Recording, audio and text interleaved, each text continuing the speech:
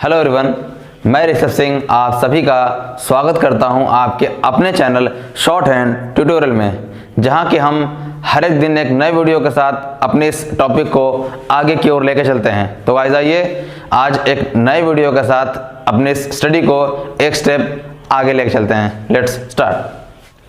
तो गाइज आज का जो हमारा टॉपिक है वो है शनहुक।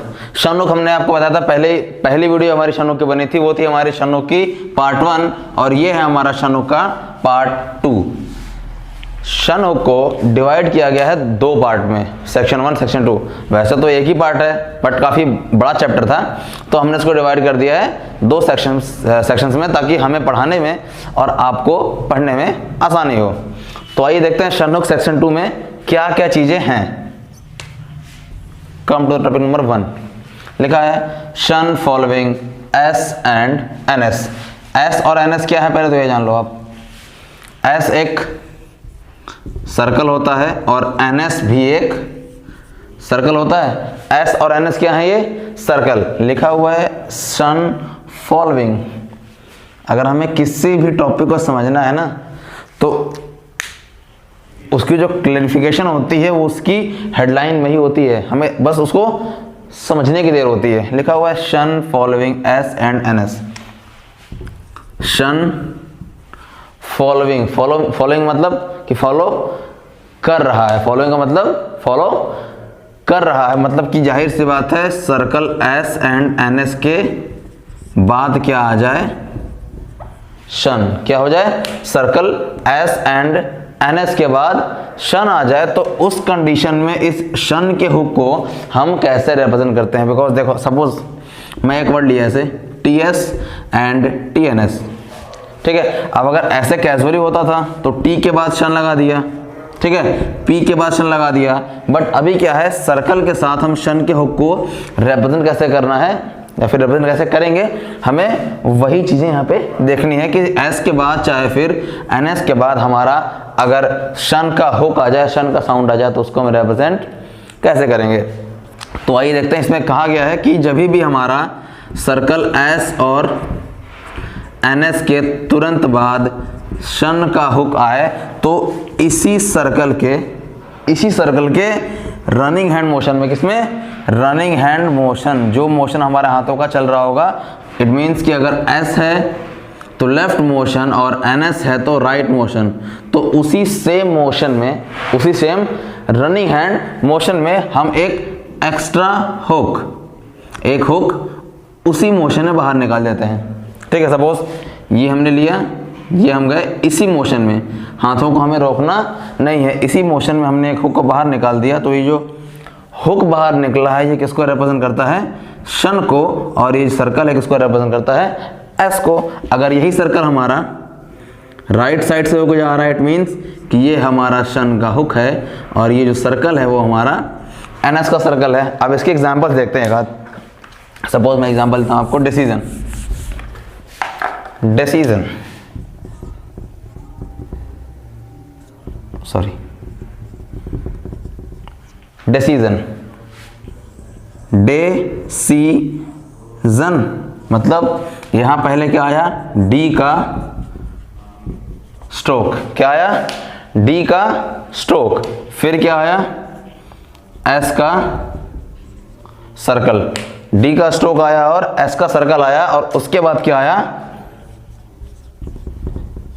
शन का हुक। शन हुक कब आ रहा है? एस सर्कल के बाद। तो हमने क्या करना है? डी, तो हमने डी बनाया। S circle means left motion, हमने क्या कर दिया? सर्कल बना दिया। और इसी सर्कल के मोशन में हमें क्या करना है? एक हुक को बाहर निकालना है। अब ये हुक हमें क्या रिप्रेजेंट करेगा? शन के साउंड को। और इस सर्कल में क्या रिप्रेजेंट करेगा? एस के साउंड को। और डी अपने साथ इस वावल को रिप्रेजेंट तो कर ही रहा है। इसी तरीके से सेम इसी तरीके से अगर एनएस का साउंड आता है तो उस एनएस के साथ हम क्या कर देंगे? इस शन के हुक को बाहर निकाल देंगे। सॉरी। अब हमारा अगला टॉपिक है वॉवेल रिप्रेजेंटेशन। अगला टॉपिक क्या है हमारा? Vowel representation.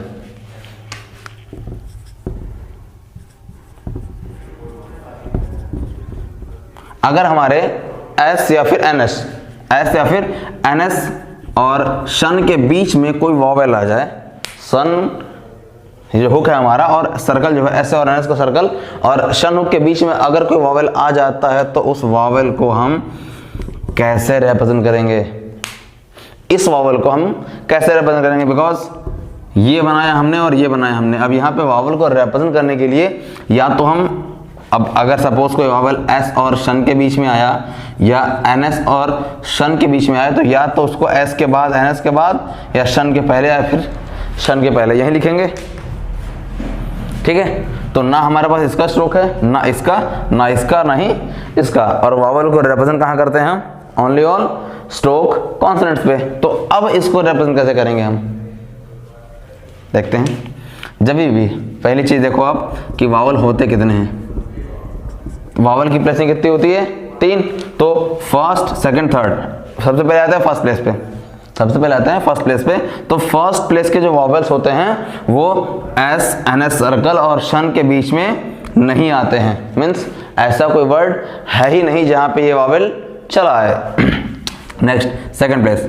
सेकंड प्लेस के अगर वॉवेल आते हैं तो उनको हम रिप्रेजेंट नहीं करते हैं, फिर उनको पुट नहीं करते हैं, उसको सिर्फ और सिर्फ उसकी हम फ्लुएंसी में ही उसकी जो कहते हैं ना एक प्रॉपर गति, ठीक है, एक उसी वे में, उसी डायरेक्शन में, सेम डायरेक्शन में जाते हुए उसको पढ़ लेते हैं बिना लिखे हुए। अब आता है हमारा अगला थर्ड प्लेस। इसको हम रिप्रेजेंट करते हैं, इसको हम रिप्रेजेंट करते हैं, वो चाहे डॉट हो या फिर डैश हो। कैसे रिप्रेजेंट करते हैं? तो जब भी हमारा ये एनएस या एस और शन के बीच में आ जाता है तो एक एग्जांपल दिया मैंने यहाँ पे, this one and this one, ठीक है। तो अगर ये एस और शन के बीच में आए या फिर एनएस और शन के बीच में आए तो इसको हम रिप्रेजेंट करते हैं जस्ट इस हुक के बाहर। कहां करते हैं? जस्ट इस हुक के बाहर ही रिप्रेजेंट करते हैं। फॉर एग्जांपल जैसे हमने बताया आपको डिसीजन, जो हमारा एक डिसीजन एग्जांपल है, ये बेस्ट एग्जांपल है इसके लिए, डे सीजन। तो डे सी, एस के बाद क्या है? ई। एस के बाद साउंड क्या आया? ई। मतलब एस और शन के बीच में जो वॉवेल साउंड आ रहा है वो किसका आ रहा है? ई का आ रहा है। उस वॉवेल ई के वॉवेल साउंड को रिप्रेजेंट करने के लिए हम क्या करते हैं? इस वॉवेल को इस शन हुक के जस्ट बाहर, वो इधर डॉट हो या डैश हो, कोई सा वॉवेल आता है हम उसको वहीं पर रिप्रेजेंट कर सकते हैं या फिर कर देते हैं। अगला टॉपिक है हमारा शन हुक मेडली। अगर हमारा शन हुक मेडली आता है तो हम शन हुक को कैसे रिप्रेजेंट करते हैं या फिर कर सकते हैं कि नहीं? तो हम हमारे शन हुक को मेडली रिप्रेजेंट कर सकते हैं। कब? अकॉर्डिंग टू अवर कन्वीनियंस, ठीक है। अपनी सुविधा के अनुसार हम उसको आइदर मेडली, बाकी फाइनली तो करते ही करते हैं, उसको हम मेडली भी रिप्रेजेंट कर सकते हैं। फॉर एग्जांपल एक वर्ड लिया हमने एडिशनल, एडिशनल। तो एडिशन, एडिशन तो हमारा बन गया एडिशन, एडिशन। अब एडिशन के साथ क्या है? एडिशन ल, ये हमने बनाया, ये हमने बनाया एडिशन ल, एडिशनल, ठीक है। मीन्स हम शन हुक को मेडली यूज कर सकते हैं अकॉर्डिंग टू अवर कन्वीनियंस, अगर वो हमारे लिए बनने में इजीली होगा तो। फॉर एग्जांपल अब सपोज एक वर्ड ले लिया हमने एक्शनेबल। अब ये हमारा एक्शन एबल, एक्शनेबल, कोई डाउट? नेक्स्ट, नेक्स्ट टॉपिक है हमारा words ending with uation and uition. Uation and uition means shun के पहले यूए, शन के पहले यूई। इट मीन्स ये क्या रिप्रेजेंट कर रहा है हमें कि शन हुक के पहले हमारा क्या आ रहा है?